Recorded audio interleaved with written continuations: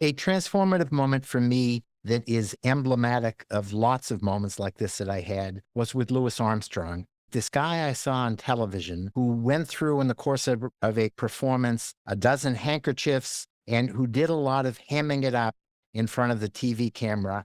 I grew up thinking that he was a great trumpet player, he had a great voice, but when it came to racial issues, that he was a little bit backward, and to a lot of young blacks and whites of his era, he was a bit of an embarrassment. And the aha moment to me came when I understood what had happened to Louis Armstrong back in the year 1957. The signature civil rights issue in America that year was the attempt by a federal judge's order to integrate all white Central High School in Little Rock, Arkansas.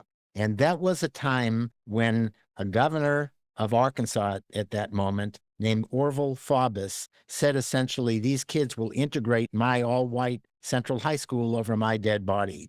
And our war hero, President Dwight Eisenhower, said, this is a state matter. I'm going to stay out of it. And a enterprising young journalist knocked on Louis Armstrong's hotel door and said to him, Mr. Armstrong, I wonder what you think about what's going on in Little Rock. And Louis Armstrong had decided to sit this reporter down and tell him what he truly thought. And what he thought was, he called Governor Faubus, a word that I won't use in the polite company of your podcast audience here, but it began with M and it ended with R, and it got translated in family newspapers into an uneducated plowboy. He called our war hero president a gutless so-and-so, and he basically let the governor and the president have it. And of course, the next day in newspapers around the world, the guy they'd been accusing of being an Uncle Tom, they were now accusing of being unpatriotic American, that he had gone too far. But there was one guy who listened to what Louis Armstrong said, and that was the guy sitting in the White House named Dwight Eisenhower. And I can't prove to you, Lawrence, the cause and effect, but I believe it with every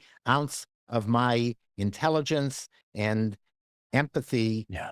I believe that the reason Dwight Eisenhower sent in federal troops to protect the kids who became known as the Little Rock Nine was because he had been called out by the great Louis Armstrong, who he adored. And Eisenhower understood that Armstrong was right. And over time, I think America has understood that.